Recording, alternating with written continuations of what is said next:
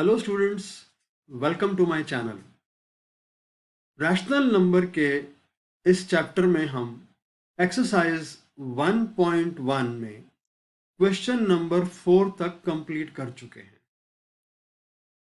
मुझे उम्मीद है कि पहले के सारे क्वेश्चंस आपको अच्छे से समझ आ गए होंगे, लेकिन फिर भी अगर आपको किसी भी क्वेश्चन में किसी भी पॉइंट पर कोई डाउट है तो आप मुझसे पूछ सकते हैं।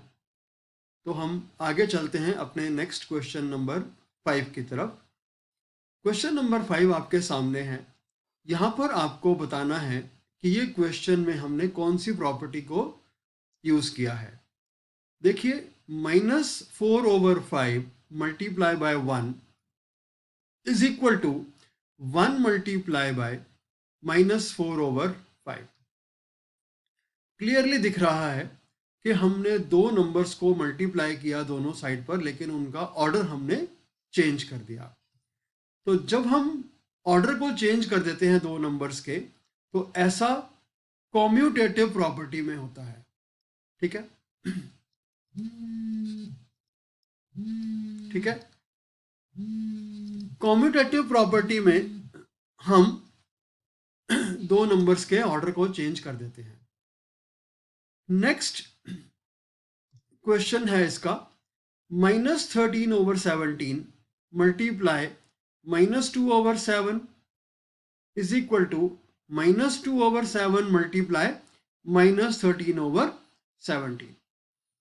इसमें भी हमने सेम तरीके से देखा कि दो नंबर्स को हमने मल्टीप्लाई किया है और उनके ऑर्डर को चेंज कर दिया। तो ये क्वेश्चन भी हमारे पास जो है वो कॉम्यूटेटिव प्रॉपर्टी का है। ठीक है, ऊपर फर्स्ट वाले क्वेश्चन में हम दोबारा जाते हैं। इस फर्स्ट वाले क्वेश्चन में हमने क्या देखा कि नंबर्स को इंटरचेंज तो किया है, लेकिन जो नंबर है वो 1 है। दोनों साइड में जो नंबर है वो 1 है।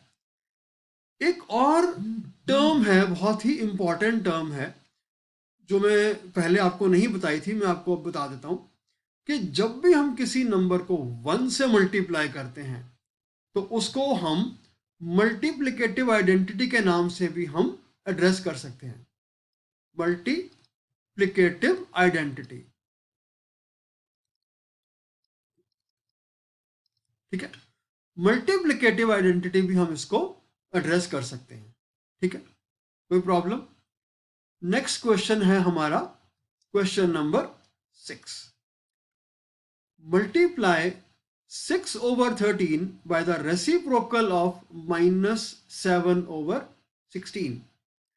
हमें क्या करना है, एक नंबर है 6/13, इसको मल्टीप्लाई करना है दूसरे नंबर के रेसिप्रोकल से। तो सबसे पहले हम दूसरे नंबर का रेसिप्रोकल फाइंड कर लेते हैं।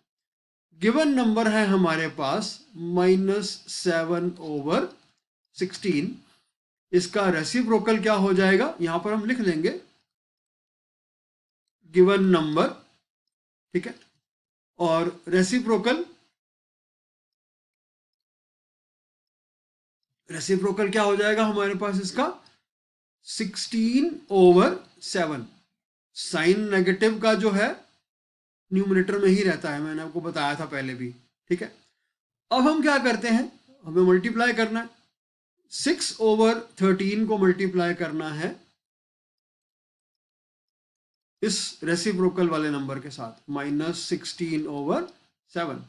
तो न्यूमरेटर मल्टीप्लाई बाय न्यूमरेटर क्या होता है, 16 मल्टीप्लाई बाय 6 96, और डिनोमिनेटर में 13 मल्टीप्लाई बाय 7 91। तो यहां पर न्यूमरेटर में नेगेटिव साइन है, तो यहां पर हमारे पास नेगेटिव साइन आ गया। तो इसका आंसर क्या आ गया हमारे पास, -96/91। ठीक है, नेक्स्ट क्वेश्चन की तरफ चलते हैं, क्वेश्चन नंबर 7 की तरफ। Name the property. इसमें हमें प्रॉपर्टी का नाम बताना है। हमारे पास यहां पर 2 के बजाय 3 नंबर्स हैं। हमने अपने इंट्रोडक्शन वीडियो में देखा था कि जब 2 के बजाय 3 नंबर्स होते हैं तो उसको हम एसोसिएटिव प्रॉपर्टी के नाम से एड्रेस करते हैं। ठीक है, हम पहले वाले दो नंबर्स को ग्रुप करें या बाद वाले दो नंबर्स को पहले ग्रुप करें, उससे कोई फर्क नहीं पड़ता। तो यहाँ पर हमने देखा कि लेफ्ट साइड में बाद वाले दो नंबर्स को हमने ग्रुप किया हुआ है और राइट साइड में पहले वाले दो नंबर्स को ग्रुप किया हुआ है। लेकिन मल्टीप्लिकेटिव आइडेंटिटी जो है, एसोसिएटिव आइडेंटिटी, वो उसमें एप्लीकेबल होती है। तो यहाँ पर हम इस प्रॉपर्टी का नाम सिर्फ हमें बताना है, इसको सॉल्व नहीं करना। तो हम क्या लिखेंगे, हम इसमें एसोसिएटिव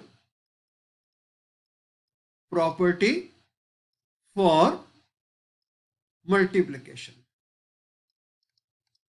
ठीक है, नेक्स्ट क्वेश्चन हम देखते हैं। यहां पर question number 8, is 8/9 the multiplicative inverse of -1:1/8। हमें बताना है कि ये जो नंबर है 8/9 वो इस दूसरे नंबर -1:1/8 का मल्टीप्लिकेटिव इनवर्स है या नहीं है। तो हम इस नंबर को ही पहले ले लेते हैं, -1:1/8। ये मिक्स फ्रैक्शन का क्वेश्चन है। इस मिक्स फ्रैक्शन को हम पहले नॉर्मल स्टैंडर्ड फ्रैक्शन में कन्वर्ट कर लेते हैं। इसको हम कैसे करते हैं, डिनोमिनेटर वाले नंबर को इस साइड वाले नंबर से मल्टीप्लाई करते हैं। 8 × 1 8, और उसमें हम न्यूमरेटर वाले नंबर को ऐड कर देते हैं। तो 8 × 1 8 + 1 9। तो न्यूमरेटर का नंबर आ गया हमारे पास 9 और डिनोमिनेटर का जो 8 है वो एज इट इज रहता है। साइन यहाँ पर नेगेटिव का था तो नेगेटिव का साइन हमारे पास आ गया। तो ये हमारे पास जो स्टैंडर्ड फॉर्म में कन्वर्ट करके आया नंबर -9/8, इसका अब हम मल्टीप्लिकेटिव इनवर्स फाइंड करते हैं।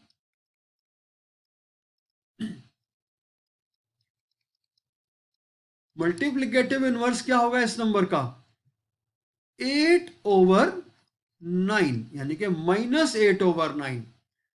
अब ये नंबर, इसका मल्टीप्लिकेटिव इनवर्स तो दिख रहा है, लेकिन साइन यहां पर पॉजिटिव है, यहां पर नेगेटिव साइन है, तो ये ऐसा नहीं हो सकता। मल्टीप्लिकेटिव इनवर्स में एक नंबर दूसरे नंबर का रेसिप्रोकल होता है, लेकिन साइन सेम होना चाहिए। नेगेटिव है तो नेगेटिव, पॉजिटिव है तो पॉजिटिव। तो यहां पर हम क्या लिखेंगे, no, this is not the multiplicative inverse of -1:1/8। ठीक है, पूरा कंप्लीट आंसर लिखेंगे, no, 8/9 is not the multiplicative inverse of -1:1/8। ठीक है, नेक्स्ट क्वेश्चन देखते हैं। ये डेसिमल का क्वेश्चन है, बड़े ध्यान से करेंगे इसको हम। 0.3 is the multiplicative inverse of 3:1/3। ये में प्रूव करना है कि ये इसका मल्टीप्लिकेटिव इनवर्स है या नहीं है, बताना है हमें। तो फिर से वही काम करेंगे हम, 3:1/3 को ही हम पहले ले लेते हैं हम। तो ये भी मिक्स फ्रैक्शन का क्वेश्चन है, इसको भी हम पहले नॉर्मल फ्रैक्शन में कन्वर्ट कर लेते हैं। डिनोमिनेटर के नंबर को साइड वाले नंबर से मल्टीप्लाई करेंगे, 3 × 3 9, और न्यूमरेटर का नंबर 1 उसमें ऐड कर देंगे तो हो जाएगा 10। तो 3 × 3 9 + 1 10, डिनोमिनेटर का नंबर एज इट इज। तो ये हमने इसको नॉर्मल फ्रैक्शन में जैसे ही कन्वर्ट किया। अब हम इसका मल्टीप्लिकेटिव इनवर्स भी देख लेते हैं। इसका मल्टीप्लिकेटिव इनवर्स है 3/10। 3/10 को हम डेसिमल फॉर्म में कन्वर्ट करना चाहें तो बहुत आराम से कर सकते हैं। ये इसका आ जाएगा 0.3। इसका मतलब ये है कि ये जो नंबर है 0.3, ये 3:1/3 का मल्टीप्लिकेटिव इनवर्स है। तो हम यहां पर लिख देंगे yes, 0.3 is the multiplicative inverse of 3:1/3। ठीक है, समझ में आ गया। फिर से कहता हूं, किसी भी क्वेश्चन में किसी भी पॉइंट पर आपको कोई कंफ्यूजन है तो दोबारा मुझसे पूछिए। एक्सरसाइज 1.1 यहां पर कंप्लीट हो गई है। नेक्स्ट एक्सरसाइज 1.2 नेक्स्ट वीडियो में हम स्टार्ट करेंगे। तब तक के लिए आप इस वीडियो को देखिए, समझने की कोशिश करिए। Thank you. बाय।